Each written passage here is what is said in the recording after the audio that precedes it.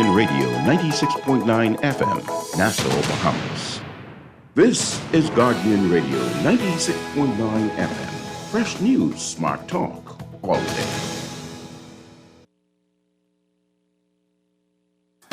The views and opinions of the hosts and guests are their own and do not necessarily reflect the position of the management and staff of Guardian Network. The aftermath of every social revolution brings about change. Cultural norms and landmarks shift as our minds and hearts expand beyond the familiar. To everything, there is a season and a time to every purpose in the land of the living. This is our time to renew, revive, and restore the hope lost to the busyness of life. This is our time to dig again and rebuild from the storms of our past on a solid footing that holds. Welcome to The Foundation. The Foundation. Hard Grant is brought to you by Alive, Burger King, Commonwealth Bank, the Digital Transformation Unit, the Insurance Commission of the Bahamas, Kelly's Home Center, Ron's Electric Motors, and Wendy's. Foundation. So it's the foundation. Foundation. So it's the foundation. Foundation. So it's the foundation. It's the foundation that's rocking the nation. Howard Grant's the host, Guardian radio station 96.9, 12 to 2 is the time. You can call the show or use the text line. Yeah, he educates, he informs. He goes against the norm. He's really got that zeal. Plus, he's a child of God. Foundation. It's the foundation. Foundation. So it's the foundation. Foundation. Good afternoon, ladies and gentlemen. 96.9 FM radio, Howard Grant and your company, The Foundation, on this beautiful Tuesday afternoon. So happy to be in your company. It's a beautiful day, ladies and gentlemen. I want to say something, right? And I don't want you to fight me for it, right? But my wife made me an entire single mother for a week. I just want to let you know that. I know your pain and your struggle that you go through. And, I saw guys, I said, please, don't even look at me. For an entire week, I was a single mother. I had my 2 children, throw one on my back. I had to, listen, my back throw out for the whole week, 9 days. And I can't get it rubbed down. My God, I just will put that out there. I just thought I would put it out there and kind of talk about it, right? I'm telling you, the indecency is rich. Listen to me. The whole time I was in Grand Bahama, I wasn't going to tell you all my business. But, this kind of a pain in my back, it wouldn't subside. It would not just kind of eradicate. It wouldn't go away. It's still there, right? It's gone 9-10 days now. So I just want to let you know that between lifting them bags and them children, it's too much. And I want to pray a soft prayer for all the single mothers out there. Only God knows how y'all do that with them bunch of children. Praise God for y'all. You're decent, you're building nations, and you're committed to it. We love you, and we pray that the Father continues to bless you and you move in the direction that you're supposed to go in. Listen, man, it's a beautiful day, Tuesday, June 13th. Guys, make sure you pick up your newspaper.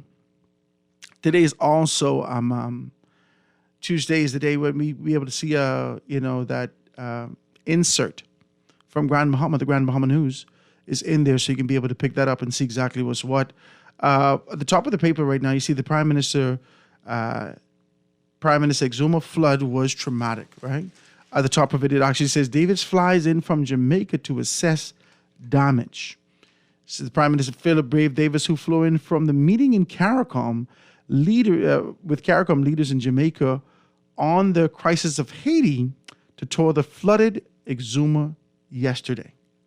He said that the heavy rains caused a traumatic experience for many Exumians in recent days as a result of climate change, which is wild to me. I mean, not that it is not a result of that, but, I feel like, it set it up for these things.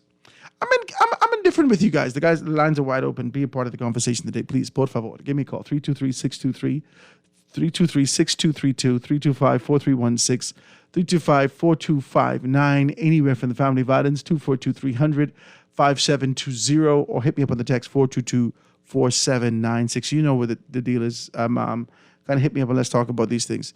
I pondered the conversation we had yesterday. And I tried to go back in my mind as to whether or not I said something contrary to what I was trying to convey. Did I not speak with clarity about this concept and idea of legacy? Or is there difficulty in being able to discuss these things? Right? I pondered that. All day yesterday, I pondered the thing. Went home last night and had shivers. I don't even know what that was. I don't even know what that was about. Right? It was wild. I was, am I singing it outside in the thing? I don't know why. But, hear me in my 42-year-old body thinking I'm 15. I need to stop. Don't fight me. But I pondered it. I did. I went home and I said, did I not convey what I meant yesterday? Did I not convey the idea of there is an inevitability of legacy? Everyone has this sort of a memory. And if your legacy is that we can't remember you, then that's who you are. That's the legacy of who you are. If you're an introvert, if you're an extrovert, whatever these characteristics are that you play out on a day-to-day basis and sort of etch into the minds and hearts of people, this is who you are. So I thought about that yesterday, and then boom, we come into this paper, and the universe is fortifying the legacy that Prime Minister Davis is pursuing. It's fortifying it. He will be known. Give him 6 to 12 more months of this sort of course and action. This sort of course and action. You just give him some time. He will be known for this globally. They will call him all over the world to speak to events as it relates to climate change. And he will give references like what happened in Exuma, like what happened in Long Island, like what happened in Abaco, North Abaco with Dorian, like what happened in East Grand Bahama, like what happened over the course of time. He will. And I don't know if there's a very clear understanding. My only issue is it's wrapped in politics. Not what he's doing externally, but the kind of an idea of, well, we can hold off in being able to do whatever needs to be done home on the ground to be able to get people to vote for us. We can hold off because Bahamian people, they're going to get into election mode 12 to 18 months before the election. 18 months before the election. Then we're going to have to start doing things. Then we're going to have to do ribbon cutting. Then we're going to have to do this. That's just the rhythm of how things happen. But he is day in, day out, digging in, mining his proverbial diamonds in this position of climate change. He's a climate change warrior. Talk to me. And I don't know whether or not I conveyed that yesterday. I don't know whether or not I was able to say that if you understood that. But that's just sort of, I feel as though he's doing more for climate change in terms of his pronouncements, in terms of his position, in terms of his articulation, in terms of his strength in being able to move externally, to be able, as in comparison to what needs to be done here on the ground, because there is deprivation. Somebody told me yesterday that I was kind of blowing it out of proportion, right? I was doing way too much when I started to talk about these particular things. But I think there's some things that it has merit. Lines are wide open, guys. Please be a part of the conversation. I see the thing here also. I want to talk about St. Anne's MP also, guys. Make sure you pick up your newspaper. Make sure you pick up your Guardian newspaper. You can see that St. Anne's MP, Bahamians under attack, rather, from taxes. It's heavy. And then Mitchell Rails Pintard as Freeport's future hangs in the balance. I got a couple telephone calls. Let me take a telephone call. Caller on the line with us live. Go ahead. Good morning. How you doing? I'm good, man. How you doing? I'm fantastic. What you got to realize is when you put something out there, you could have about 50 to 100 persons listening to you, and whatever they grasp, and what you say, no matter how you define it and you cut it up, dissect it, put it back together for us. When I go home, I'm going to tell a different story. When the next person go home, they're going to tell a different story. When you don't know what legacy is all about, you have a problem. You see? And a lot of behemoths do not know what legacy is all about. You can have a great legacy, you can have a good legacy, you can have a poor legacy, or you can have a bad legacy. It is totally up to you, and when you leave this earth, what you want people to say about you. Okay? And some of our leaders, you know it, and I know it, they don't, the legacy they leaving ain't no great legacy. That's why certain people want to get back now, see if they can fix that. Talk to me. I can't even get no amen. You see? Huh? Certain people, I'm not going to call any names. You whistle, I'll point. Certain people are itching to get back to see if they could fix their legacy. But, see, the problem I have with this, right? You have a chance to be great. Everybody has a chance to be great when the light is on them. And if you ain't ready, buddy, the camera going to pass you by. My God, talk to me. Seriously, the camera's going to pass you by. You have to be ready. You have to be ready. You never know when. See, it's like being ready for your death. If you ain't ready, I'm a Christian. If you ain't ready, you're going to hell. So the same thing applies. You have to be ready for when your name is called, when you're called up on stage and say, let me see what you got. Do you want the part? Huh? That's why you study to show yourself approved. Okay, so what happens is this. You know, a lot of movies that are out there now, you look at it, you say, no, something?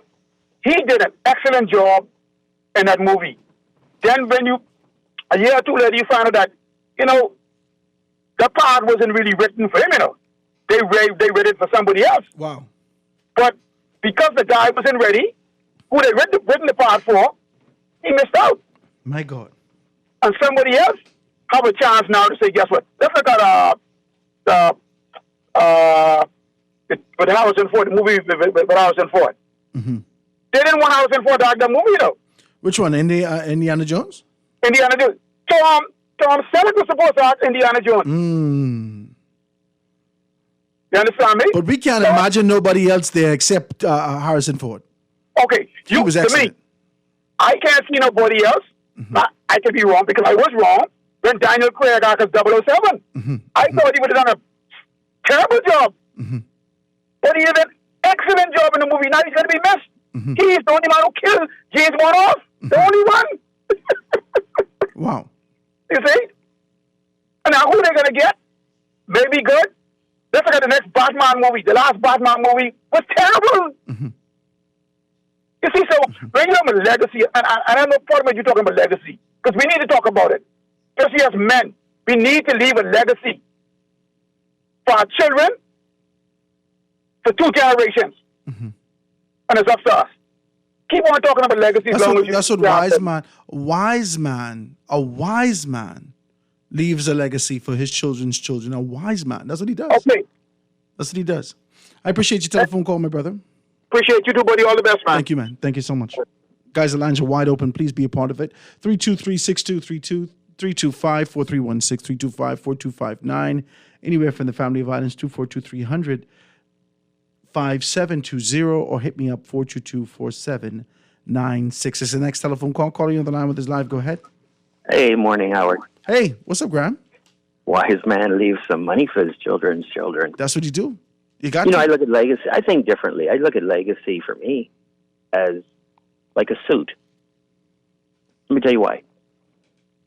You want to leave this legacy, this fine suit, what you want to wear. But for me, I don't care what the legacy is. None at all. But you need to fix the place while you're here. See, that's the problem. I'm worrying about what people can say about me when I'm dead.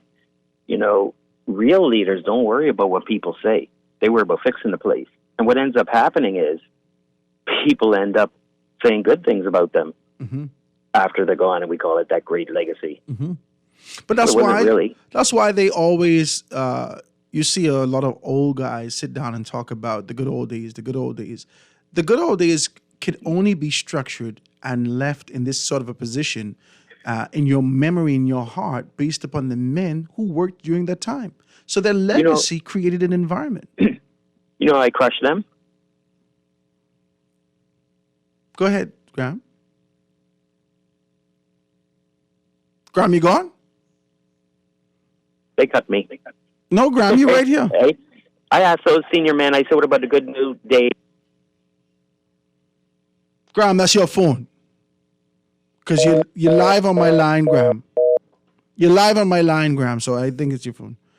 Give me a call back, all right? Guys, you know the numbers. Please be a part of the conversation. I just wanted to talk about that. I needed clarity.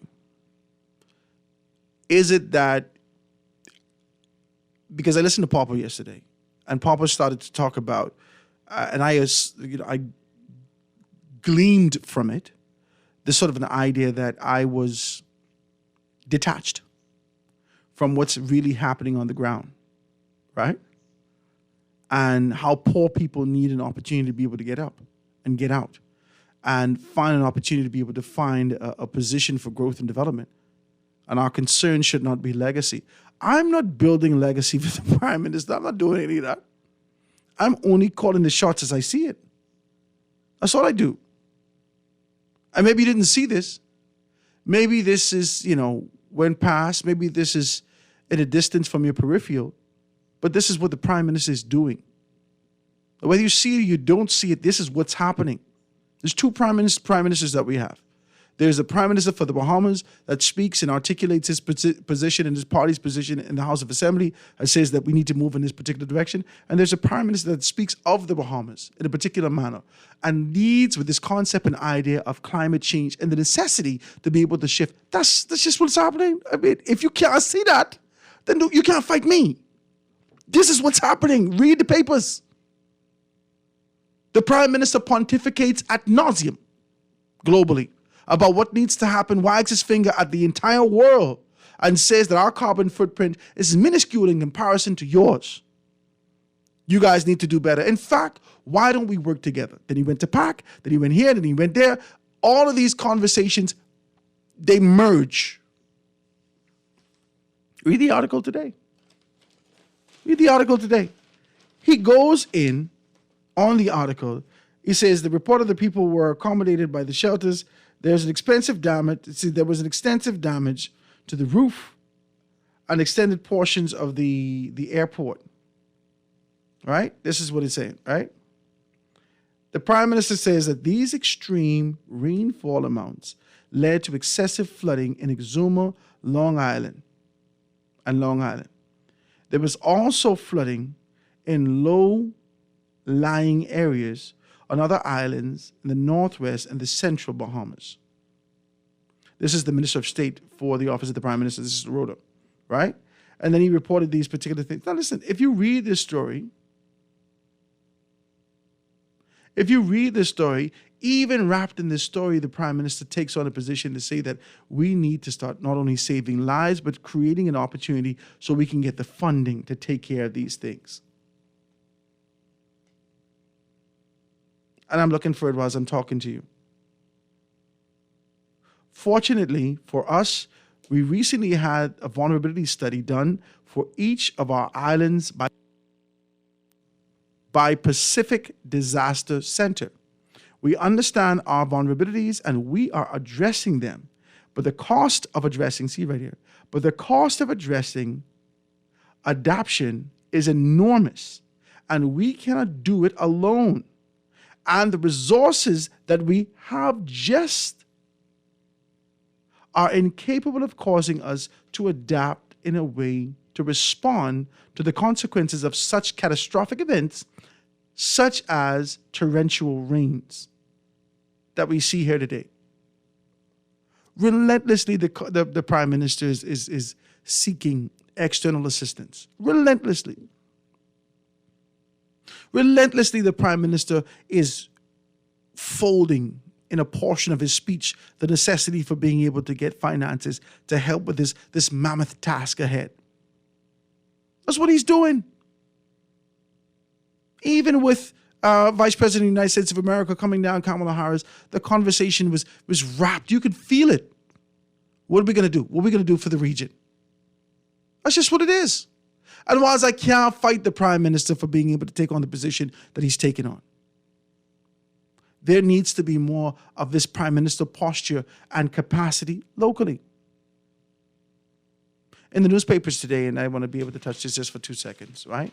In the newspapers today, the Prime Minister actually goes on, well, I'm sorry, not the Prime Minister, Fred Mitchell in his capacity as both Chairman and Minister of Foreign Affairs and Public Services, rails Pintard as the Freeport's future hangs in the balance.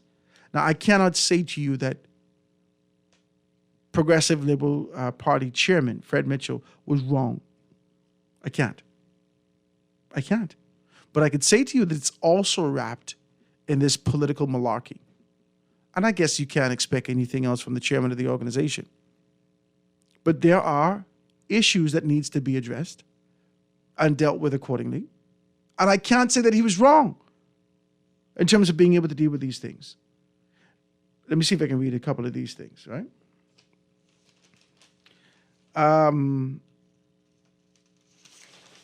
The PLP chairman charged that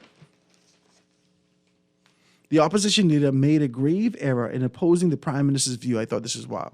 In opposing the Prime Minister's view that it is time for a decisive action by the government at Freeport. Now, we never knew what this decisive action was. There's never been depth and detail to what this concept and idea of decisive action is. And he says he's trying to have his cake and eat it too. This is what Mitchell says. The problems in Freeport have nothing to do with the Prime Minister's statement. The problems in Grand Bahama Port Authority shareholders are unable or unwilling to carry out their responsibilities under the Hawkesbury Creek Agreement. But that's not what we learned. Can we be honest with this thing? That's not what we learned. We didn't learn over the course of this 1 week and being able to speak to the principals over at the Port Authority. There was another layer of red tape created to be able to stifle the productivity in Grand Bahama by the government. Can I say that? There are layers of red tape on top of this sort of a carte blanche that the Grand Bahama Port Authority had at one point. And as a result, they kept being able to reduce it, their liberties in terms of what they did in Grand Bahama. And now they're at the position where they have to go through these red tape. That and whatever indifference is happening within the organization. I think Pintard is disingenuous in this kind of a position. And I said that before. I don't think that this is, and I got a call. I don't think that this sort of posture of saying that you're going to scare off people by being able to say what you're saying, I don't think that's right. We're savvy business people. These people have been doing business around the world. Okay? We don't have to continue to grovel at people's feet for them to be able to show up here. This is paradise. I don't think any of us understand that. I think a little bit more travel and understanding, watching a couple more documentaries, you'd understand that this is truly paradise. This country that we call ours. These people can't wait to get here. They cannot wait. They've been waiting for years. They've been yearning to have a little piece of the Bahamas. We don't have to grovel at their feet. They're going to come. So everybody in my position, in my assessment based upon what I'm seeing, I think Pintard is wrong. You ain't scaring nobody off. All you're doing is giving people ammunition to be able to come into the negotiation with strength over you. And because you have a mindset that you're scaring people off, then you would yield to anything and take pittance and take pennies for the value of what we have here. Somebody called me and said that 187 acres was purchased. 187, I think it was 187. 187 acres were purchased in one of the islands for about $1 million. I say, we giving this place away? Are you out of your mind? What are we thinking? What are we thinking as a people? Are we that desperate? Come on, man, let's talk about this. Let me take one more telephone call and then go to break. Call the other line with us live. Go ahead. Good evening and hello. Hey, how you doing? Good afternoon. How you doing, sir? As it relates to legacy, it's easier for those to speak about legacy or even buy into someone else's legacies if you're a fan of the person who's leaving a legacy. If you have a political cronies who are getting rewarded or of course, you could talk about legacy all day, but if you are one who was actually trying to make a way for your kids and your kids you're hungry or you got school fees, you can't even worry about it, and because you feel it on the ground. Because right now on the ground, people do feel like every time they try to see to claw their way up, there's another bill, there's another tax, everything is going up, and those who may not be feeling it, you could talk about legacy and it's all good for them, but persons who are on the ground, and that's why I feel some people say this government or other people may be out of touch on what's really going on the ground level, because the average person can't even listen to the radio station because they're trying to find a way for their kids. You have kids. If your daughter or your kids say, Daddy, I'm hungry, or you got to find a way. You don't have time to be worrying about if you don't feel it. Because at the end of the day, my last point on this is, at the end of the day, you might not know or worry or even remember what someone says to you, but remember how they made you feel. And right now on the ground, it's feeling like a lot of people feel like there's no way out because they get knocked down left, right, and center. Every time you hear another tax, something else they got to pay for, everything going up. And when you look up, certain political persons who are networked in the political atmosphere, you see them traveling, you see them getting contracts. So you feel kind of left out. You feel like there's a certain section or a demographic that's getting a pat on the back. And lastly, as a Bahamian, even if you think you're doing it the right way, you see persons coming to your country getting a pat on the back for doing it the wrong way. So on the ground, the legacy, it don't feel good for Bahamians who have to go to it every day. I like this telephone call. I like your call, my brother. I do appreciate you. You're a good, decent man. I want to stretch it out for 2 seconds, then I want to take a break for 2 seconds. Now, legacy is the proverbial horn that you don't toot yourself. Talk to me. Can I get an amen? Legacy is the proverbial horn that you don't toot yourself. When the former Prime Minister Perry Christie took the sort of posture and position to say that I am now crafting a legacy, right? I'm building a legacy, right? And we, based upon his age and his years of commitment or his years of service, we knew that, brother, you're done. We knew that, right? We didn't foresee that it would go the way that he did, but we knew that his time draweth nigh in terms of his service to country.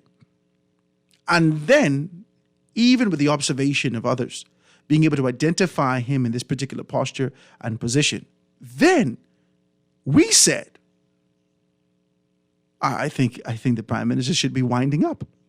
But he said at that time, I'm crafting a legacy. He poured all of his effort and energy into the Bahama Hotel, and that became his legacy. Legacy has nothing to do with what you say for yourself. It doesn't. You don't toot your own horn in these particular capacities and positions. Others observe you, and based upon the observation, whether you day in and day out, once you're on your grind, once you're doing what you're supposed to do, this is a legacy. I use the example that you have. You think daddy gets up every single day, goes out and takes care of the children. My daughter and my children seeing that. No matter what the tribulation is going around, my daughter and my children see that. There's two things that should happen as a result of that. They become inspired, motivated, and move in this particular direction. And then they can carry this kind of an idea off to my grandchildren and say, well, your granddaddy did these particular things. This is what he did, so forth and so on. That's how legacy is born. So it doesn't matter if a man sits there and say, this is what I'm going to do. I'm saying to you, me as an observer into this political layout, landscape of the country, I can identify where legacy is. The former Prime Minister did not do well from 2002 to 2007. Perry Christie, he did not do the best. He didn't. The Bahamian people rejected him after one term. He didn't. And he did everything he could to find his way back with not only into a position of power, but within the good graces of the Bahamian people to shift this legacy. It didn't work for him. It did not work for him. He poured his effort into Bahama. He lost after one term again. Minnis came in. After Minnis was dismal in his performance, something happened. You know what happened? The former prime minister quietly forged relationship. Watch me. These with these two powers combined, former Prime Minister Hubert Ingram, former Prime Minister Perry Christie. You remember when they went to Albuquerque? Totally rejected. That Minnis wouldn't listen to anything they said. They couldn't wait until his actual demise politically. They could not wait. Hubert Ingram and his decency said nothing. But Perry Christie couldn't wait. His mouth was itching. He had to say something. Found the first camera. He said, well, you know, it was about 3 o'clock in the afternoon. And I looked for the Prime Minister. I said, well, you know, you lost this one, right?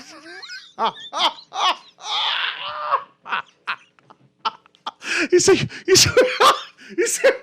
well, you know, you lost this one, right? And then he said to me, no, we got this one. And I said, I don't know where he's getting this from. He said, you know, I can help you with writing your concession speech. I thought it was hilarious. I laughed for about 2.5 days. I said, former Prime Minister Perry Christie don't play no games. You know why? Because he sat on the sideline to fortify his position. Because his legacy at that juncture was that he was the worst prime minister in the country. Can I get an amen? But it shifted when you got someone even worse. So the prime minister had to find the former prime minister had to find a position to be able to step back up a tier. That's it. That's just legacy. And these men and women in the capacity of leadership understand legacy. And this is what it is. Let's take a quick commercial break and be right back after this. Foundation. Foundation. Introducing Wendy's new Chimichurri Cheeseburger. Chimichurri. That's how you pronounce it. Let it roll off your tongue. Then get ready for some ridiculously good flavor. Fresh, herby, garlicky, green, chimichurri. It'll feel like a relaxing backyard get-together with friends on a Sunday. But in a burger. Come meet Wendy's new Chimichurri Cheeseburger with our new Dave's Craft Lemonade. Wendy's, different inside and out. Alive believes loyalty is not without its rewards. We're offering you a summer full of deals to say thanks for sticking with us. Enjoy free roaming, free data, cash back, and more incredible deals with the certified fastest network in the country and top-rated service. Alive gives you something worth holding on to. Hold on to the best in the business. Alive. Believe in best. Terms and conditions apply.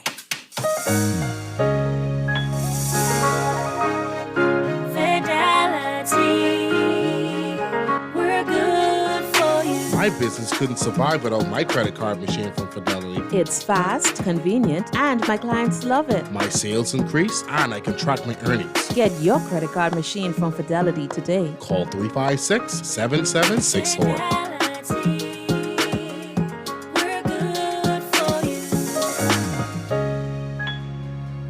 At Ron's Electric Motors, they repair and rewind all major brands of electric motors, including water pumps, generators and the generator's back end, welding machines, electric lifts, air compressors, battery chargers, and more. They're equipped to handle up to 850 kilowatts and rewind up to 450 horsepower motors. They're conveniently located on the corner of Wolf and Clarence Roads and are open weekdays 8 a.m. to 5 p.m., Saturdays till noon. They offer 24 hours emergency assistance. You can reach them at 242-356-0249.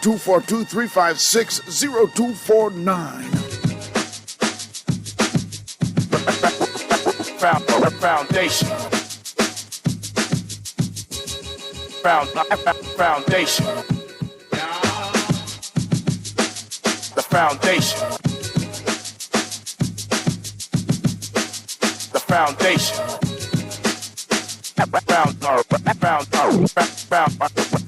Foundation.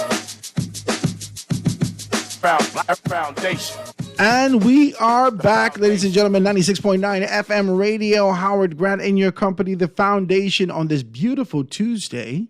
It's a gorgeous Tuesday. Can I say that? It's a beautiful Tuesday. So happy to be in your company today. Guys, the lines are wide open. If you want to be a part of the conversation, I want you to do that. Please give me a call. Somebody says, let me read this. Let me read this because indecency is rich, right? It says, Howard, let's move on from this word legacy because Bahamians are stupid. Everyone leaves a legacy, good or bad, whether they want to or not. We killing this topic. This is what he says, right?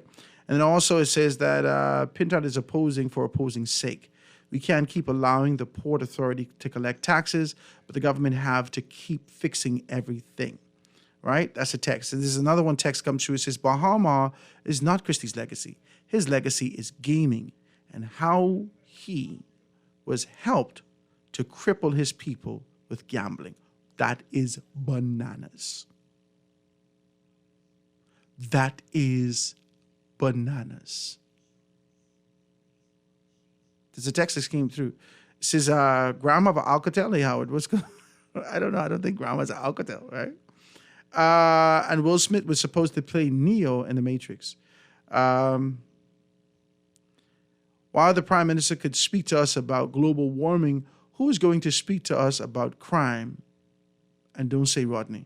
There's a text that's coming through. These are texts that are coming through. Guys, please hit me up, 323-6232, 325-4316, 325-4259, anywhere from the family of islands, 242-300, 5720, or hit me up, 422-4796. That's the text line.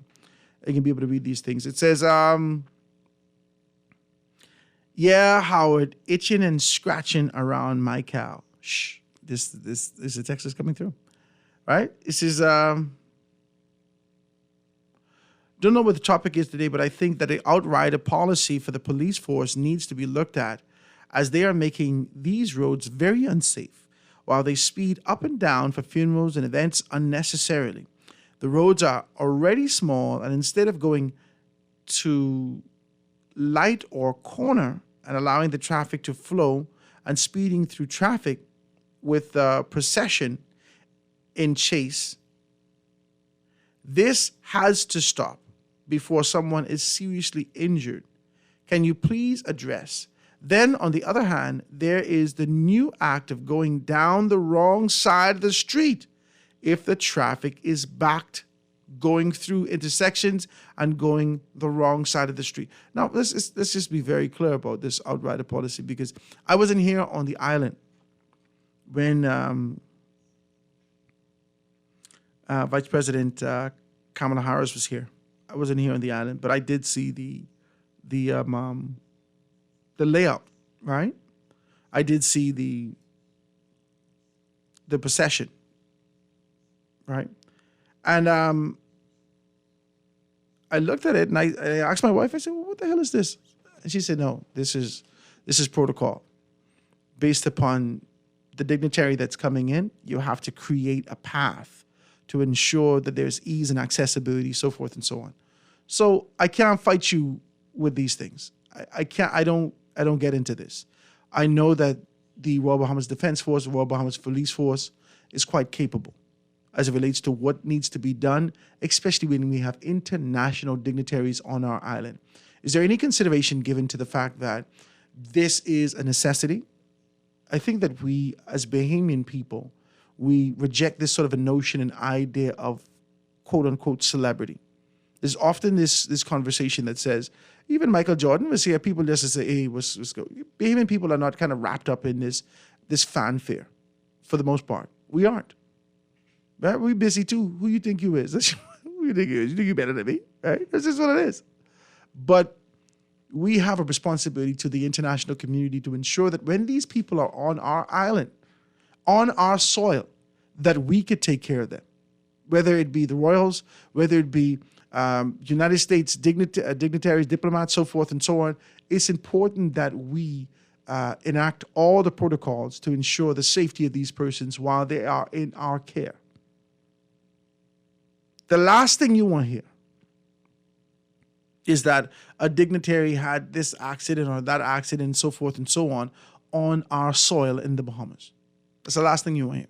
That's the last thing you want Fox News to spread left and right, far and wide, thin. That's the last thing you want. So let these particular persons in their official capacity do what they're supposed to do. This is their job. You and I have our own job. They have their job. And I believe that they do their job well, for the most part. I ain't going to fight them. Okay? So I just want to kind of put that out there for you on that. I don't know the protocols because I do see it as it relates to, and maybe I'm going to have to ask someone about it. I do see it when you have, I don't know who in these limousines, but sometimes we have outriders in the Suburbans, outriders in the, I don't know what it is. I don't know how this thing works. I don't. Right? All I do when I'm in my truck, when I'm on the road, is pull on the side. Amen? That's it. I don't get in people business. Now, I did see a few weeks back, there was an accident with the prison guards and a vehicle, right? I didn't get any much depth and detail to that, but I saw that the vehicle was in bad condition. You understand?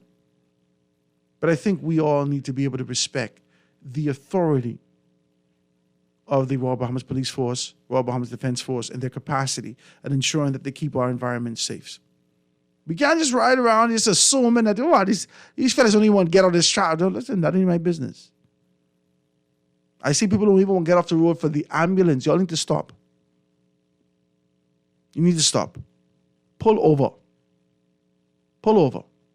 And whilst we're talking about pull over, I just want to say this. Grant me this portion, okay? When your people car breaking down, I just want to say this to you. This is a public service announcement. When your car cut off in the road and you're drifting, drift your whole car off the side of the road, please.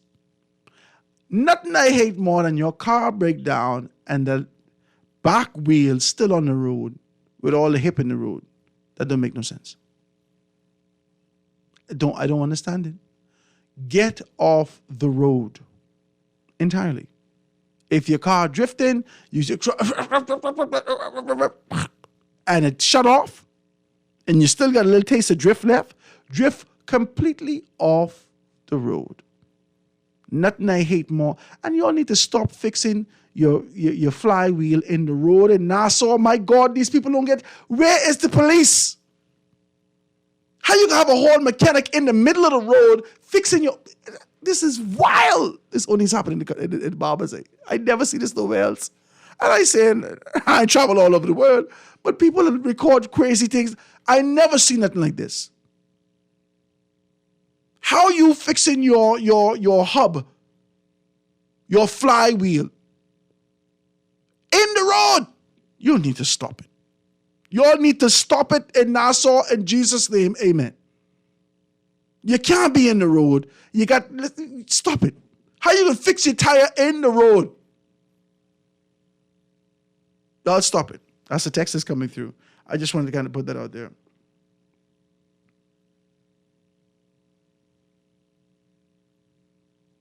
Oh, this is how you're taking the outrider thing out of context. I was talking about funerals, man. Oh, okay. You said outriders. Okay.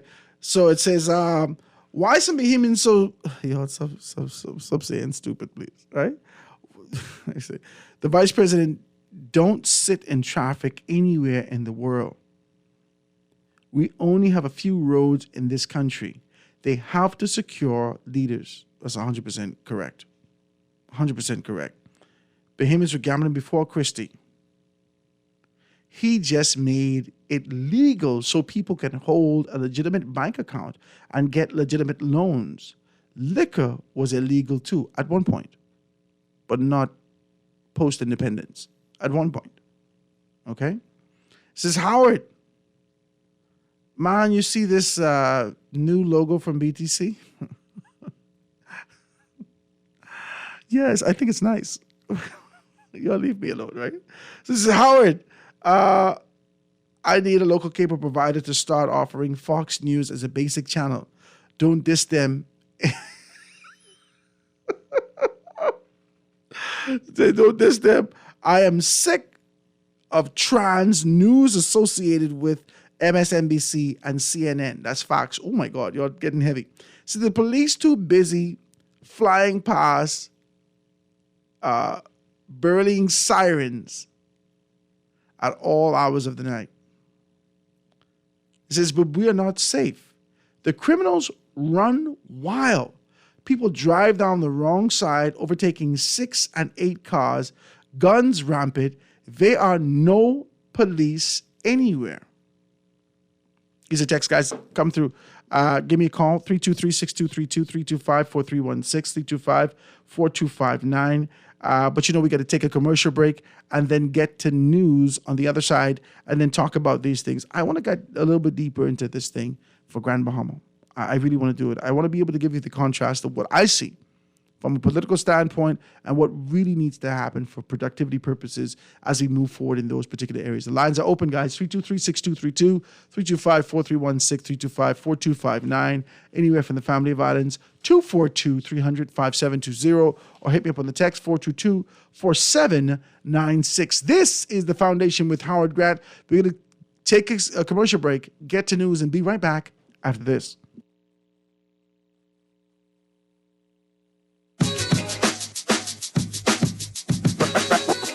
Foundation.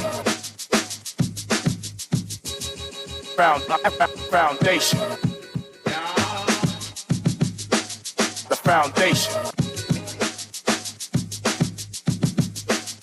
Foundation.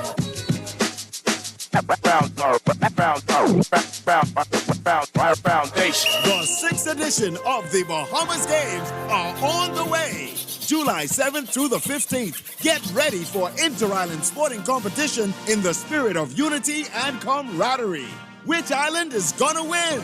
It's the Bahamas Games. Our nation, our talent, our games. And look out for the B Games crew coming to your island soon. For more information, call 809-1242 or visit thebahamasgames.org. Make your morning sizzle with breakfast from Burger King Nassau. Enjoy not one, but 2 delicious sausage and cheese croissant sandwiches made just for you for only $5.75 including VAT. This breakfast classic is made with Burger King's savory sizzling sausage and melted American cheese on that classic buttery croissant you love. So say hello to Sizzlin' Mornings at Burger King with 2 sausage and cheese croissant sandwiches for only $5.75 including VAT. Only at Burger King Nassau, where taste is king. To the world, he is your dad, but to you, he is the world. Shower your dad with love with a gift from Kelly's House and Home's Father's Day sale, Friday, June 9th through Saturday, June 17th. Save 20% off selected tool sets, luggage, and fishing, diving, and camping gear, except on net items. Shop at Kelly's House and Home on Saturday, June 8th, and if you are standing on the lucky spot, you could win a gift basket for Dad. Visit our Facebook page for more information. Shop Kelly's House and Home's Father's Day sale, June 9th through 17th. Happy Father's Day from Kelly's House and Home.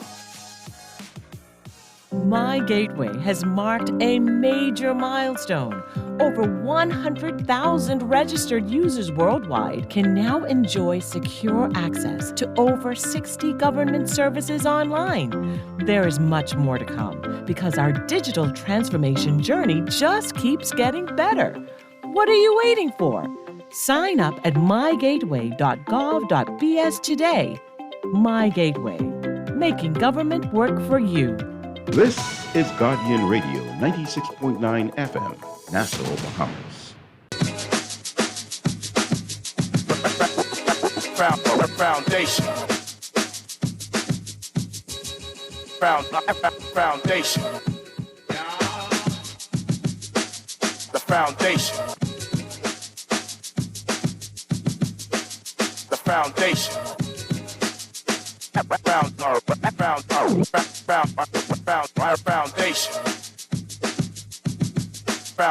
Foundation.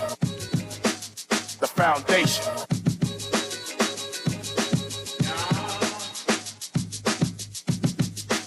The foundation. And we are back, ladies and gentlemen. This is Guardian Radio 96.9 FM. Howard Grant and your company, The Foundation, on this beautiful Tuesday afternoon. The lines are wide open. If you want to be a part of the conversation, please do so. The numbers are out there, 323-6232, 325-4316, 325-4259, anywhere from the Family Violence, 242-300, 5720, or hit me up with the text 422-4796. Let me see if I can read this text because this is a mouthful. I won't be as decent as, oh my God, this is a lot, right? This is a lot. Let's see if we can be able to read this. It says, Howard, wake up, please. The Prime Minister is restating the problem over and over again. He's trying to become a other Greta Thunberg, right? Where are the solutions? Is his legacy going to be the restraining or the restating of the problem? Where are the solutions? The Bahamas is doing its share. Per capita, we are the great volunteers that the US, China, and Britain. Bahamians seem to forget that we are the biggest problem to ourselves in this climate change debacle. We have shoddy infrastructure, bad civil planning, and dumb leaders who compound the problems. We have cruise ships plowing throughout our waters with our permission and experts and exerts more CO2 than 5,000 of our cars daily. Wow. We import vehicles without any emission control standards. We use bunker fuel to power needs and kill the environment and oil spills and the like. We destroy all the trees on 20,000 square feet of land to build houses that are only 2,000 square feet. We destroy the reefs and the mangroves in the name of golf courses and tourism development, and we call it progress. We do more damage to ourselves than the so-called developed countries that are complaining about and seeking help from. That we are complaining about and seeking help from. We are the problem to Earth, like the COVID virus was to us. Nature is retaliating from what we have done. The Prime Minister can never correct his legacy. Go to the newspaper archives and read the controversies between political and personal that he has been embroiled in. The Bahamas is full of a soldier crab leaders. They cannot develop their own leadership ideas, but instead, like the soldier crab, use someone else's lead to grandstand. Midgets with microphone.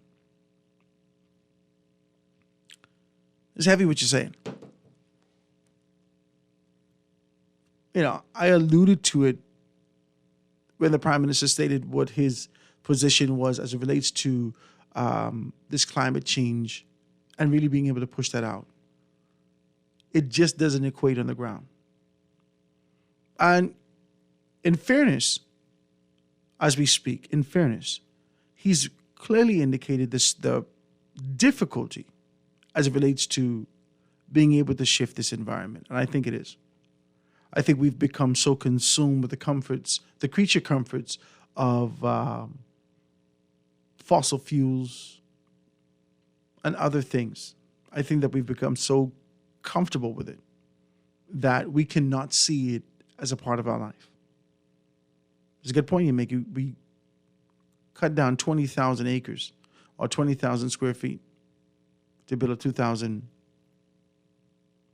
square foot house.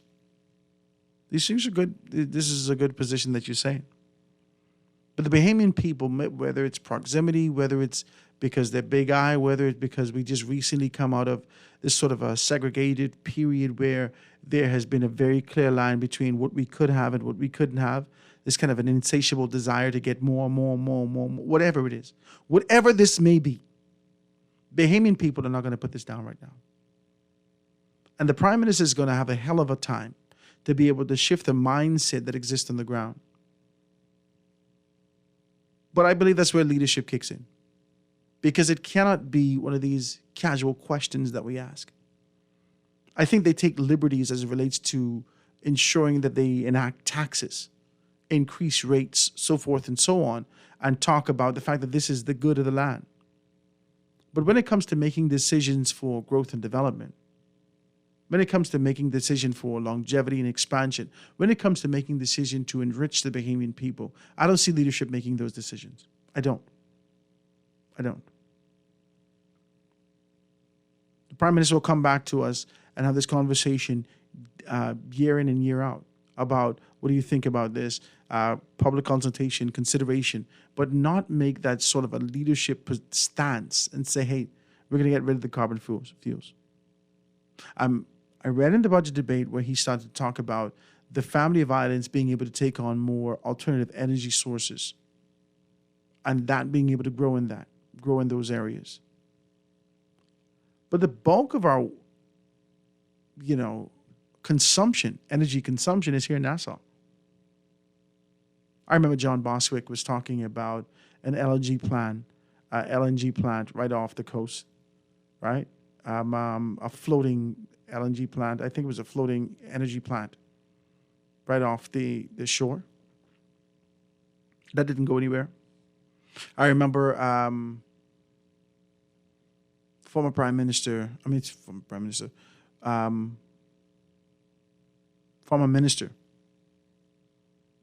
MP, we know him, Potcake, was taken on a very strong path and to talk about alternative energy sources and what needed to happen there. That didn't happen. Is it because of the treaties, the relationships that we forged to be able to ensure that we can always be able to use this fuel? Or is it because of the fear of change? The Bahamian people are comfortable with where they are. They're comfortable. I think the Ingram administration, you remember that? You remember when the Ingram administration shifted the what kind of cars you could bring in? We was going to the States and getting 1995 cars. We was getting them old cars. We was doing everything. And one day he went into Parliament and he says, "Is an act now. Now." And if your car was and you was waiting to get your car out, nope, you had problems. And you couldn't get your car within 10 years. You had to get a car within 10 years. You remember this. Listen, I believe that their leadership has a responsibility to be able to make the tough decisions. And I believe that just as a great deal of people speak about former Prime Minister Hubert Ingram, the tough decision to be able to shift the direction of the roads and the flack that he got and the fact that he actually lost that year and how businesses closed and how the Coconut Grove business and Ettrick Bow and so many others actually stood up against the former Prime Minister Ingram.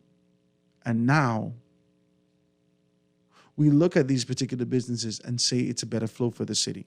The only issue that a great deal of us have is the bottlenecking. We go from 4 lanes into this one. It continues to be able to bottleneck. And there needs to be sort of an engineering course that gives us an opportunity to be able to get an overpass, do something, to be able to fix this traffic, this issue that we have right there at the bottleneck. The line's open, guys. Please be a part of the conversation. Let me take this telephone call. Caller, you on the line with us live. Go ahead. Yes, how are you doing, Howard Grant? Hey, what's up, Cialan? All is well? Yes, sir. I saw that you touched on Grand Bahama. But I think what you touched on, too, is concerning the carbon imprint has a tremendous influence for those of us on Grand Bahama. As you know, we are the capital of Hurricane Ali. And any hurricane passing through the Caribbean somehow seems to be attracted to the beauty of Grand Bahama. I like how you put it like that. We are in a powerful position, and I understand what the Prime Minister is attempting with his moving the conversation to be the pilot whale, if you want, for lack of a better word, because the ocean industry is very important in the conversation concerning said small island development states and its impact like global warming and climate change has on this community and our contribution to the emissions that takes us there. An important thing to note is that I've had the opportunity, just let me be fair, I've had the opportunity to speak to the Minister of the Environment in regards to the direction we're going to take and his relationship with the messages that the Prime Minister was carrying. I think it has been to a disadvantage to him and I guess the government that they have not laid out a progressive conversation or messaging to include the Bahamians. And I kind of use the expression in preparation for the opportunities that may bring, especially for those of us in Grand Bahama. And you may ask, what am I speaking about?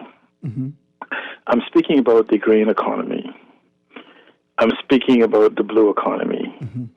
I'm speaking about the ocean economy. I'm speaking about the carbon economy. I'm speaking about the climate economy. And I'm speaking about the knowledge economy. And all this that is directly interrelated to the multi-trillion-dollar economic models in each of those that's being developed.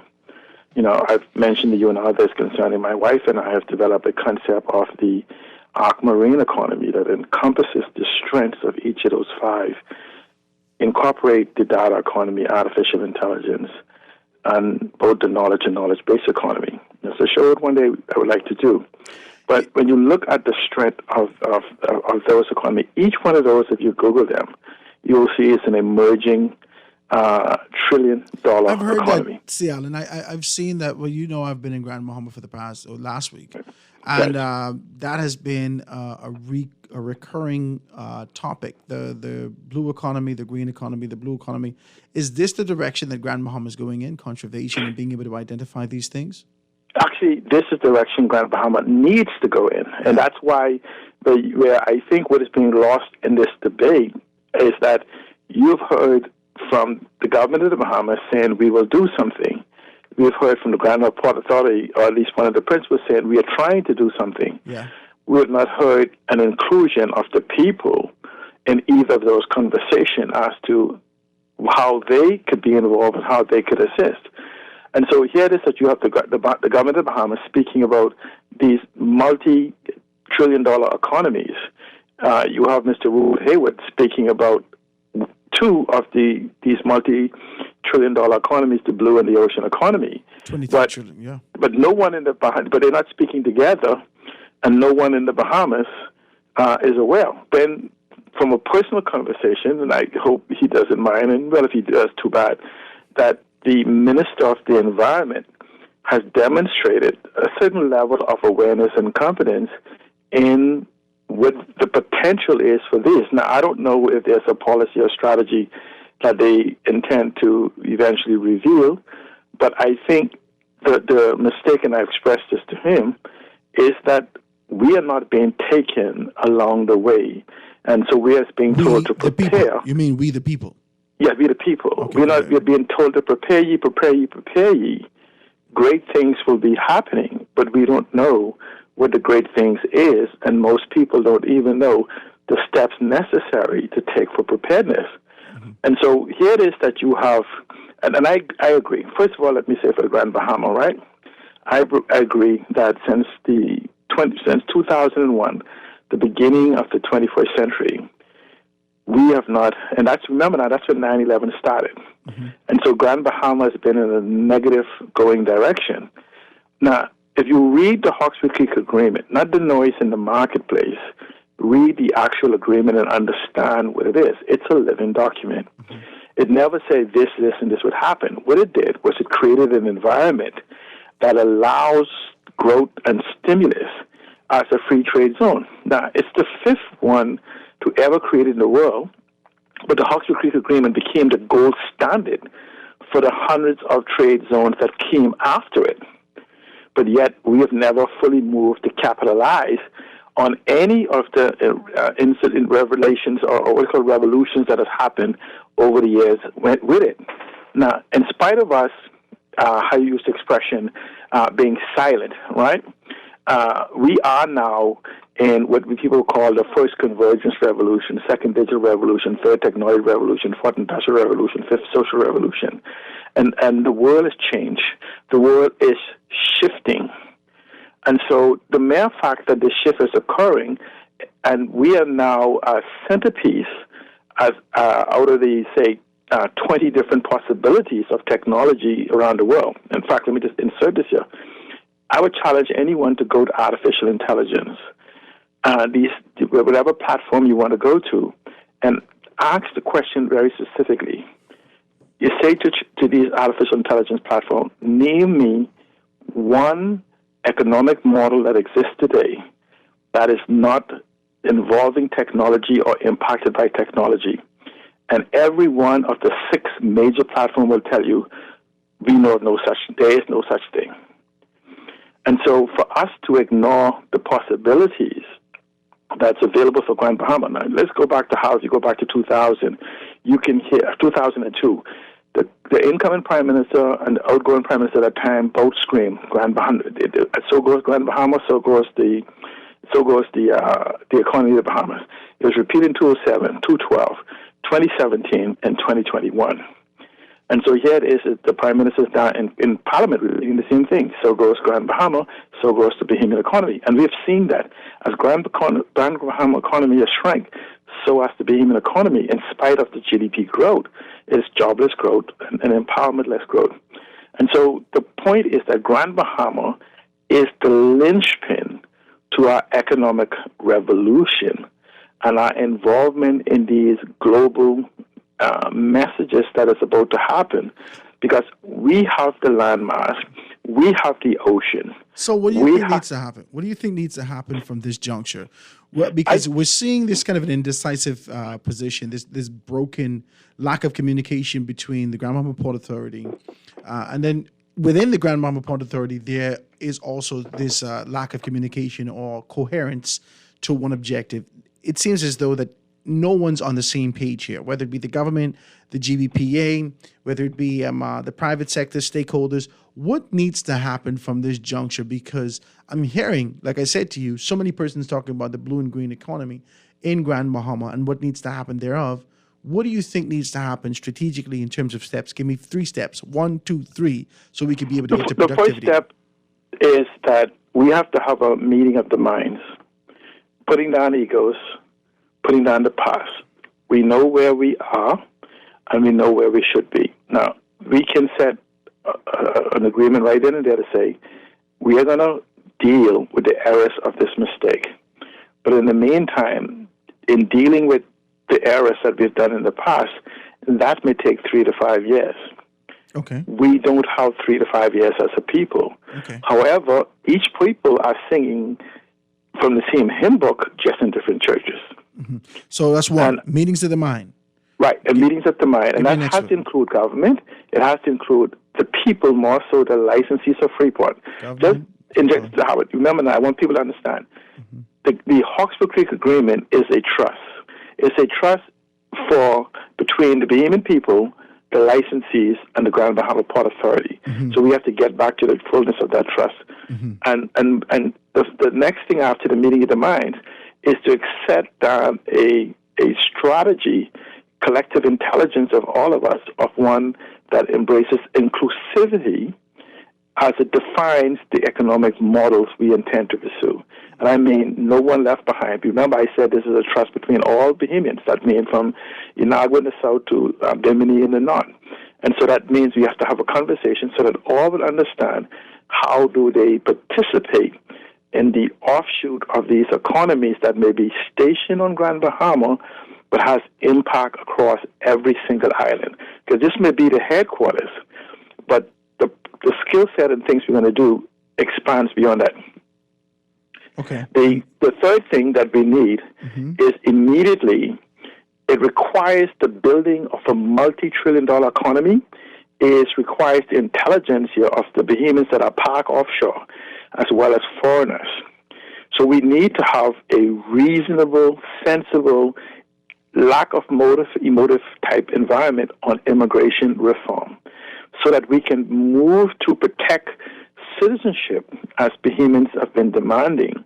But at the same time, having an environment like the places like Singapore, Taiwan, Hong Kong we talk about, where they have 6 million people in Singapore, but 2 million are citizens, and their citizenship is not threatened. I like this. I like to see that. Instead of the giveaway that we're doing, so that we can have the intellectual capital. So that means that we need legislation about immigration. We need refinement of intellectual properties to make sure that what is developed here stays here for the benefits of Bahamians, and a host of other categories of licensing that is needed.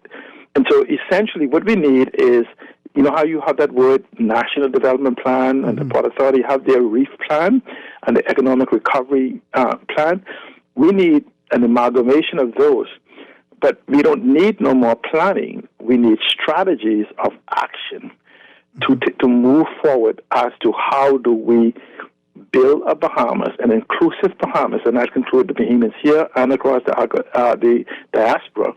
How do we build capacity? How do we build an environment for growth and development? And when you talk about Grand Bahama, how do we go back to the original concept of a document that's meant for the development of Grand Bahama, or Freeport, Grand Bahama, and the Bahamas as an extension? Let's look at where we went wrong. Where can we use it? Because the document is still a wonderful document. The problem is that the co-pilots of that document somehow over the last 25 plus years seem to have grounded the plane and have not taken flight to the economic possibilities and the exploitation that's available from the use of this document. But now that we move into this is the first time you have 5 different revolutions happening at the same time. So this is an opportune time to put away the egos and says, now let's look at this with fresh eyes. Let's look at this as an opportunity, and let's look at how we can protect the integrity and restoration of the Hawks-Peak Agreement for the benefit of all Bahamians. See, Alan, I like these 3 things, my brother. I appreciate your telephone call. Thank you so much for your contribution. You said we got to be able to have a meeting of the minds. We got to be able to set a strategy for inclusivity, for economic models. We got to be able to deal with and building this multi-million-dollar economy. So we have to look at immigration reform and refining of intellectual properties. I think that these are 3 wonderful things that we need to be able to kind of expand on. I'm grateful for this, my brother. Grateful for the opportunity that you can be able to contribute. Ladies and gentlemen, let me take this quick commercial break and be right back after this.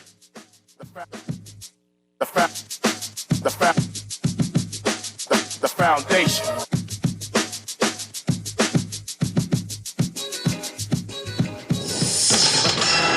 This is the Nagico Insurance Tip of the Day. Today's tip: know your insurance representative. Is your insurance representative on your side? How do you know? Insurance representatives are either agents or brokers. Agents work in the interests of the insurance company, while brokers are representatives of the client. But here in the Bahamas, some brokers are actually tied to specific insurance companies, thereby blurring the lines between agency and brokerage. This is why you should know your insurance representative. Are they truly independent or tied to an insurer? Do they offer various options from various insurers or explain key policy conditions? Because your insurance representative is your guide through the complex world of insurance. Today's Nagico Insurance Tip of the Day: know your insurance representative. Buying a home is one of the most important investment decisions you'll ever make, so it's best to insure your home for the full replacement value. If your home is underinsured, the condition of average could apply and reduce the amount you'll receive if you make a claim. Ask your insurance agent about underinsurance and condition of average before you purchase or renew your home insurance policy. For more information, visit www.icb.gov.bs. This message was brought to you by the Insurance Commission of the Bahamas. Guardian Radio and the Foundation are on the move. Bahamas, this one's for you. SBT, Small Business Thursdays. Every Thursday, the Foundation with Howard Grant will highlight small businesses throughout the country, far and wide. Your products, services, prices, and personality. We want to hear it all. Get your 30 or 60-second advertisement heard on air at a fraction of the cost. We here at the Foundation understand the times and don't want you to be left behind. With Guardian Radio, you reach your specific demographic, and it is unmatched. We reach thousands daily. Get your products off the shelf and your services in their hearts. Small Business Thursdays with the Foundation, only on Guardian Radio 96.9 FM. For more information, call 302-2300 or the Help Me Howard line at 827-0111. SBT. Small Business Thursdays. Get your business moving today.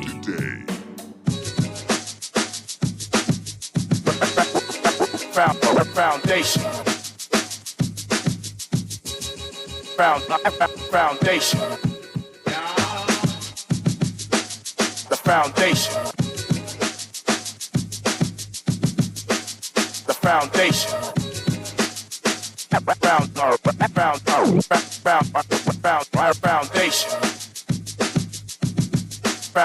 Foundation. The foundation.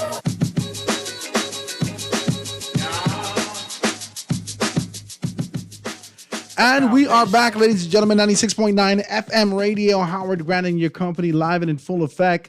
Really being able to chop it down today. The lines are wide open. Please be a part of the conversation. 323-6232, 325-4316, 325-4259, anywhere from the family of islands. 242-300-5720, or hit me up 422-4796. That's the text line, so we can be able to do that. Let me see if I can read a few of these texts before we get out of here. So it says, good afternoon, Howard. The New Providence traffic is a direct result of the lack of proper public transportation system. What we need is the will to address it. We don't need to widen roads. Once it remains, public transportation system is in place, allowing for persons to move about for $25 per month, anytime between 5 a.m. and 3 a.m., we would see a big drop on traffic. It is less expensive to go this route than redesigning the island to accommodate more vehicles. You know, okay, let me talk for me when I read this. I like this. In a way, I do agree with you in a little pinch of a way, but not heavily. Let me tell you why. The concept and idea of independence is ingrained in our DNA. The idea that our coming of age is to acquire something. That's for us. Most of us, black and brown out here. Those of us who scraping our way out of poverty.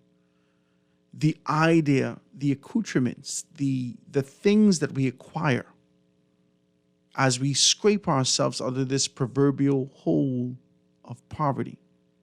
Sometimes, it shouldn't, but sometimes it gives us value.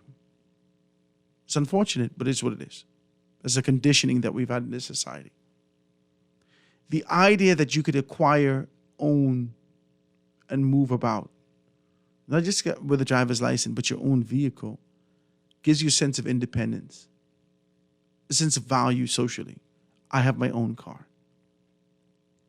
That conditioning can be eradicated, but it only can do so through education. Let me tell you why.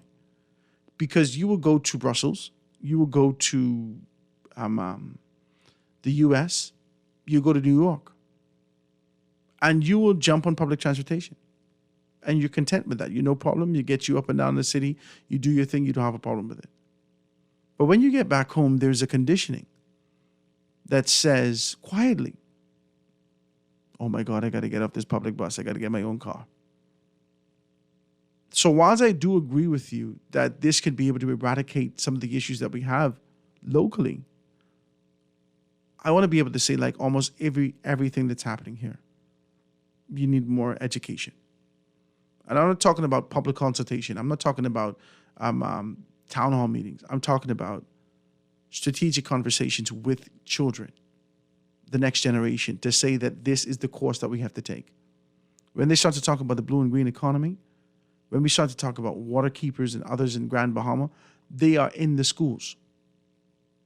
The issue that so many persons have with what the LGBTQ community is doing, oh, how are you coming from? Yeah, let's go there. The issue that so many persons are having with the LGBTQ community is that they're going into the schools. And once you can be able to capture the mind of a young child, that between the age of 0 and 7, that they will never depart from this information. They're like sponges during this time. And if the next generation of the Bahamas needs to be able to find itself in the proper position and align itself with what's coming down the pipeline as it relates to global climate change, as it relates to financial literacy, as it relates to empowerment in various areas, these things can happen, but it has to happen with the next generation. It has to happen with that. I think some of us are sort of crystallized and solidified in that proverbial old dog manner. You remember when Grandma used to say, you can't teach old dog new tricks? I think some of us already, we already become that old dog. We're content. We resent the concept and idea of change, and we reject the government that tries to institute or issue that tries to be able to deliver that change to us. The only change that can happen, if you're really concerned about the new direction and course for the country, you're going to have to do that with kids. We continue to be able to huff and puff and pout and talk about this idea that there's 5,000 children leaving school every year. But they leave school to get right back to getting the same rat race. They're not contributing anything. They're doing the exact same thing that their parents have done. And that could be good or bad. But for the most part, if we're looking at customer service, we're looking at the lack of productivity, we're looking at these things, it's bad. So we have to change our minds, the hearts, the spirit of the Bahamas through the youth. And it's going to have to be a deliberate effort. Let me take the telephone call. Caller, you're on the line with us live. Go ahead. Hey, what's happening, man? All is well. We'll say. I listened to C. Allen contribution, Mm-hmm. and I think he had the ball at the park. Mm-hmm. I think a couple of the issues with the Hawke's Bay Creek Agreement. First of all, I think Hawke's Bay Creek Agreement is a beautiful document. Mm-hmm. And like he said, it is a living document. Mm-hmm. The problem with the Hawke's Bay Creek Agreement, government and the Port Authority refused to sit down and meet and discuss the Hawke's Bay Creek Agreement. 90% of the people, in my opinion, who comment on the Hawke's Bay Creek Agreement never read it, never seen it. Mm-hmm. That's my personal opinion. Mm-hmm. And there's a part of the Hawke's Bay Creek Agreement where amendments can be added, changes can be made as long as both parties agree to it. Mm-hmm. And I think if the government and the Port Authority sit down and discuss the Hawke's Bay Creek Agreement in terms of additions, deletion, amendment, I think it can happen. The problem is that government and the Port Authority just keep bucking ahead. I think the last time the government and the Port Authority met, remember under Ingram administration, remember when they built the courthouse? Mm-hmm. Then they built the police station, then they built St. Jockeywood, then they built St. George's Primary. Mm-hmm. High school, both those are high schools, yeah. Exactly. That was because Ingram and St. George, they sat down and met. Mm-hmm. And those four entities came out of that meeting. Mm-hmm. Yeah, but see, Ingram is a man of action. He's always been that. He's always been, this is what I expect when I want to get, and yeah, this is what I want. And you can get that. He can get what he wants. Again, if he did meet with the Port Authority, this would have never happened. Mm-hmm. I think the last time the government touched it was when Christie, when he formed a committee and they made the amendments for the stamp tax in the industrial sector of Grand Bahama. Mm-hmm. That section of the Hawke's Bay Creek Agreements was expiring. And I think Christie renewed that. Former Prime Minister Christie renewed it. Mm-hmm.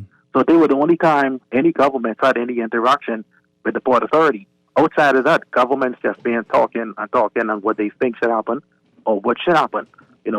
People need to realize that Grand Bahama and Nassau are two completely different animals. Yeah. And I don't think people get that. What happens in Nassau will never happen in Grand Bahama and the Port Authority area. That can never happen. I don't think people have a very clear understanding of what the agreement is and how Freeport itself is an entity unto itself. That people don't understand. Because I'm reading these texts and people say, well, the government have to do these things in Freeport. What are you talking about? What is the government doing in Freeport? And therein lies the problem. The government has certain obligations to live up to as per the Hawkesbury Creek Agreement, as well as the Port Authority. The government is not living up to their expectation, as well as the Port Authority. And until those two sit down at the table and discuss the way forward for Grand Bahama, we can always be talking back and forward. And like I said, 90% of the people, in my opinion, who comment on the Hawkesbury Creek Agreement never even seen the document, talk about reading it. And like I say, if you read it, and if you understand, I don't quite understand the Hawkesbury Creek Agreement. I've read it, I've got bits and pieces from it, but I don't quite understand it because it has some legal terminology that I'm not a lawyer, so I don't understand. I try my best to research whatever I don't understand. But, I think people just need to sit down and read the document and try to understand it, and then they'll have a better understanding of it before they comment on it.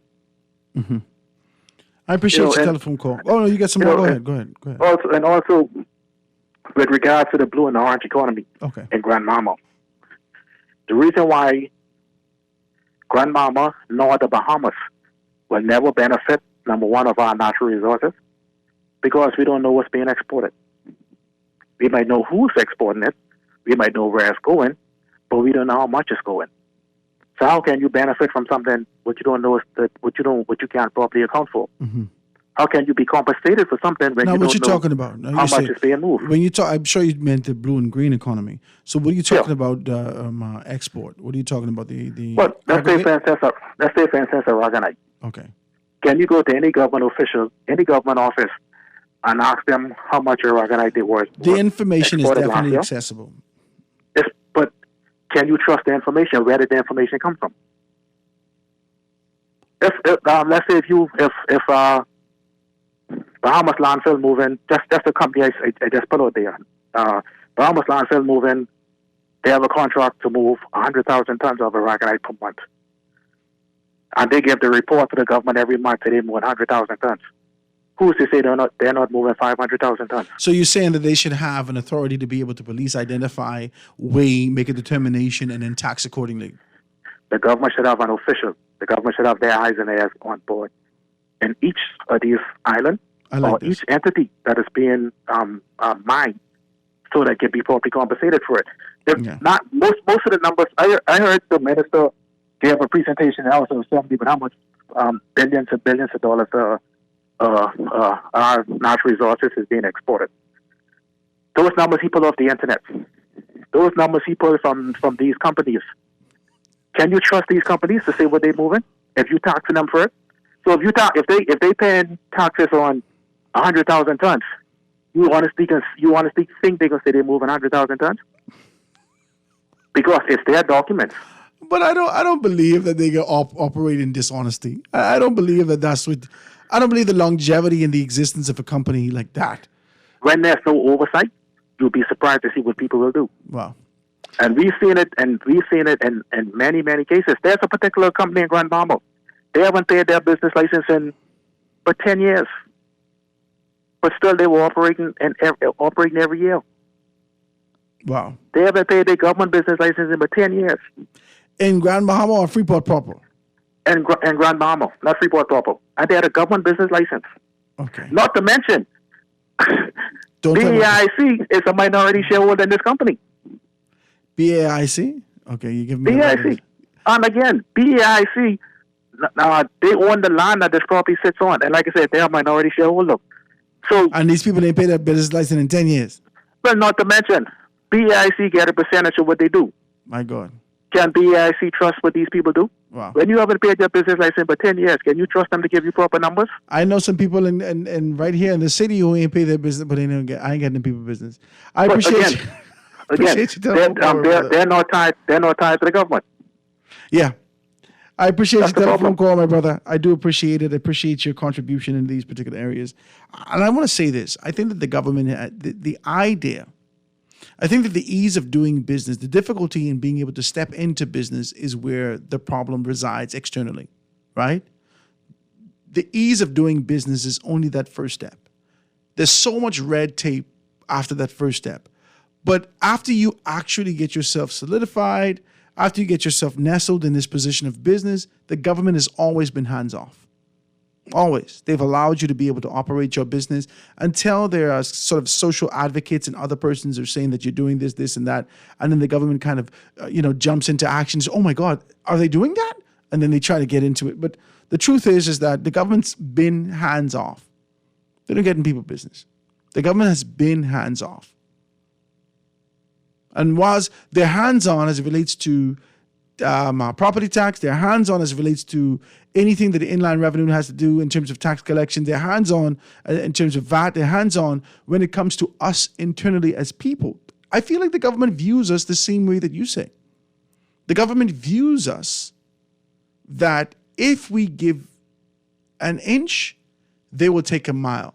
So they always ensure that the proper protocols are set, that there are margins. They may give you a little leeway, but they expect you to be able to perform accordingly.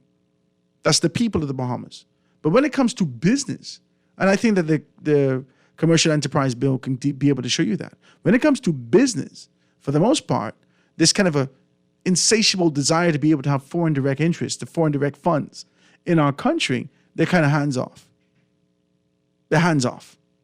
Former administration, no matter what conversation was going on globally as it relates to stem cell research, globally there was an indifference about it.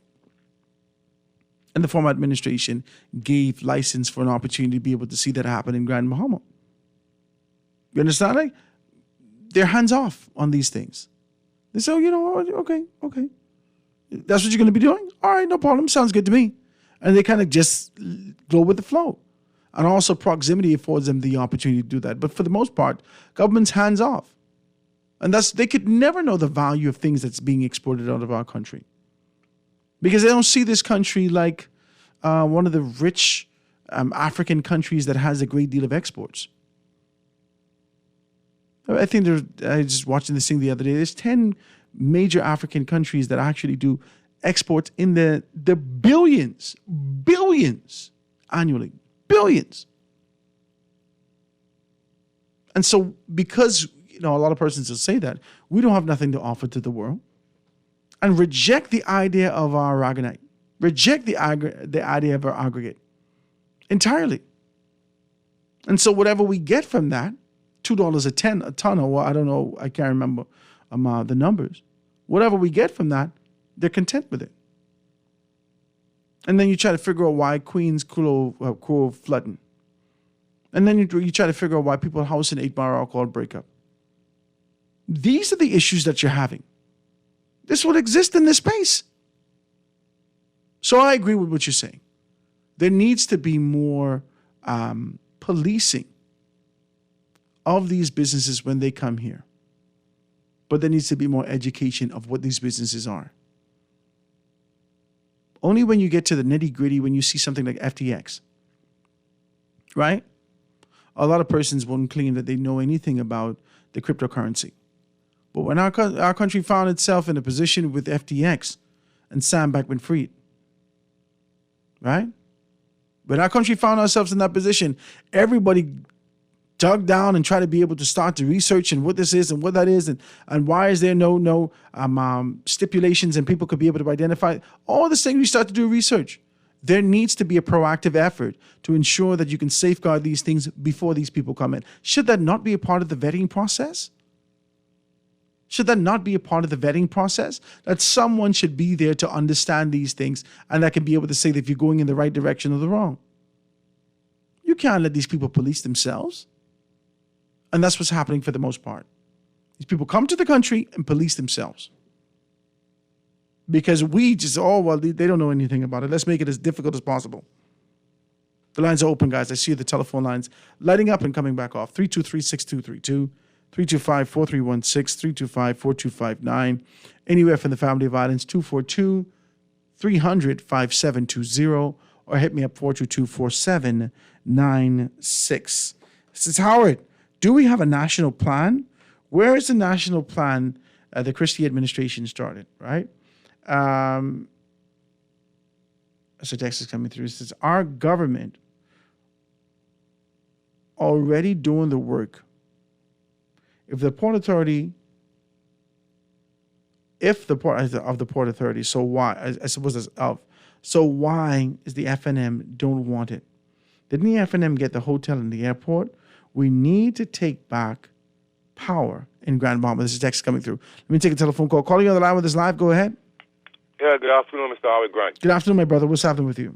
Yeah, everything is all right. Yeah, I thought I had my number in your phone. Apparently this one, the screen had cracked, so I didn't have the number, but I think I got it, right? Yeah, I wanted to touch on something very important. I mean, I listened to Seattle talk about Freeport. Mm-hmm. So the last time I was to Freeport, I would have been 9 years old or 8 years old. And to me, it was better in the States back in the days. Like my uncle was the manager of the Lucayo Hotel. I just remember it as a fun place. It was always clean and spacious. We used to be kind of adventurous. You haven't been to Freeport in forever. It had to be in Lucayo where he was living because the Holiday Inn was close by. I don't know the area at all. I have no idea what Freeport looked like. The last time I'd been in Freeport, I was about 8 or 9 when Grammy died. All right. Yeah. And Howard, I just wanted to share this with you. Right. I want to share. The thing is, the narrative of Bahamians being taxed to death is literally correct. All right. Now I'll paint this quick picture. All right. Now, we see a lot of people talking about foreigners. So I have a Haitian Bahamian who's coming to my upholstery shop. We was having a conversation the other day. And he said to me, we was just having a conversation in general, because I think he born in Freeport. And he was telling me, he told me, he don't get in Bahamian politics, but the government should rewrite or revisit, revise this Hawksbill Creek Agreement, right? You understand what I'm saying? Now, that's a foreigner saying that, okay? That's heavy. He don't get in Bahamian politics, but he get deep into No, but it's like a barbershop talk thing there. But the thing is, Howard, I want to share this with you. Remember when people started talking about the Airbnb, right? Mm-hmm. And then the rapacious money gurus swooped in on the Bahamians as far as taxing the Airbnb, right? Yes. Yes, they were quick to do that. But I want to mention this to show you how foreigners get along very well by ducking the government, and the Bahamian have to pay the tax, and they're using the taxpayers' money to fund their agendas, right? Which is really pathetic and sickening for me. We need about 60,000 downtown. That's what we need. I'll be like I having sex, okay? And I can see 60,000 Bahamian downtown on a national effort and cut all this schism and all this BS. Here's what's appalling to me. An illegal migrant comes into the country. They only said that go into the bush and build. Now, they build some of the structures that we are seeing. They would be apartments. They would be able to house a number of migrants that they house any which way. They're still facilitating them, which is illegal. But then what's make it worse is they're renting to migrants, and they're not being taxed, and they didn't pay building permits. So I don't know where, Mr. Prime Minister, I don't know if he's supervised, robotized, whatever, right? I could invent a new word and all. I like it. All right, yeah, because what happens is... Robotized, I like it. Because what happens is, Mr. Grant, it is sickening to me that they swoop on us for the Airbnb, right? Right or wrong? Yes. But then the Haitians... I thought it was a horrible thing. I'm just trying to be a little jokey here, humorous. They have Airbnb because once the migrants come in and you rent to them, this is why you see so much of them are able to afford rent. They just pool their money together and they just rent to the new migrants coming in. They're not being taxed. Okay? Now, what I want you to do is, Mr. Grant, with the fool who still believes the earth is flat, right? Let's have a chat so I can dismiss him once and for all. I know you don't have geography O level because I'm very ignorant, but I have enough sense to debunk him in 1,000 ways. So if you want to bring on the conversation, Richard, I really hate to do this, right, Howard? I even hate to even entertain the flat earth BS, right? But I was surprised, man. You don't even read these texts no more because it's really it's frivolous. It shows that he's limited. Bless up. You don't want me to read the text no more? That's a text that came through, right? So I just going to be able to read it, right? No, but I hear what you're saying. And I was the first person, I believe, and I don't want to be able to sound like that, but I was appalled when I saw former Minister of Tourism and good friend Dionisio de Aguilar stand in the House of Assembly and talk about the concept. Well, before they actually tax it, they talked about the concept of being able to tax it. They talked about, remember they tax us also for it was Facebook. I said, oh my God, these people ain't gonna stop. We can't live nowhere. Airbnb taxing and on the Facebook taxing for marketing. And I thought this is peculiar. And I said to myself, why would our government take on this sort of initiative, not understanding the economic plight that exists in this space and time? With the independence that we seek and that we run after in this country, the fact that you could be able to have your own space, your own home, and you can exist and take care of your family, so forth and so on, is the pride of the Bahamas, is the pride of the Bahamian people. And when you have to make a modification with new technology concepts and ideas that exist globally, and bring that locally and modify your home to accommodate people that you do not know just for the sake of survival, I thought it was barbaric. Because people didn't do this casually. This was strategic and a necessity. People had to pay bills. People losing their homes. Their mortgage was due. And now all of a sudden you can get $150 a room night? And so people ran into that.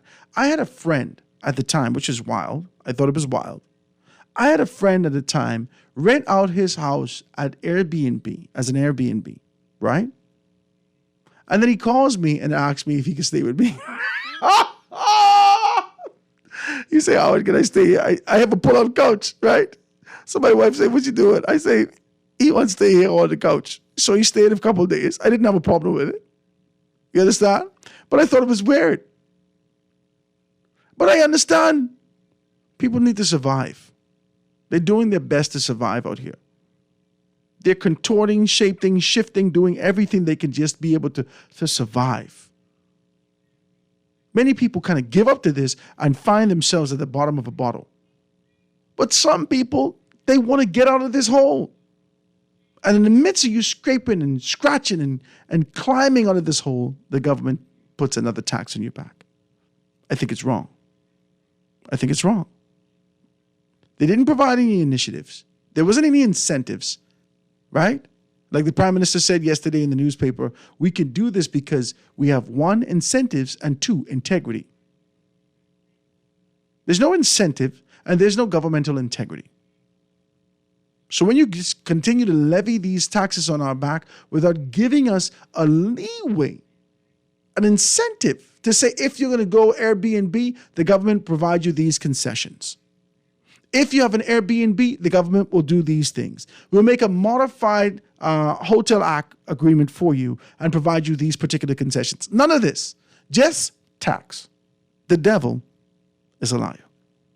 Ladies and gentlemen, that's been the show for today. I want to thank you so very kindly for being able to tune in and be a part of it. I thank you so much for being able to do that. You're good and decent. Tomorrow, I got my guy Garth. He should be here. He's traveling the world now, right? Let me stay out his business. Garth will be with us tomorrow. God spare. So we're going to be able to do that. I should have, I think Kendra's going to be here also.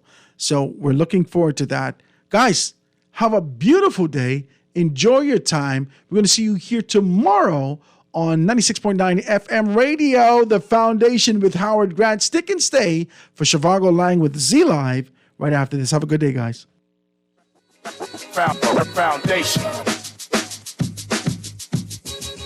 Foundation. The foundation. The foundation.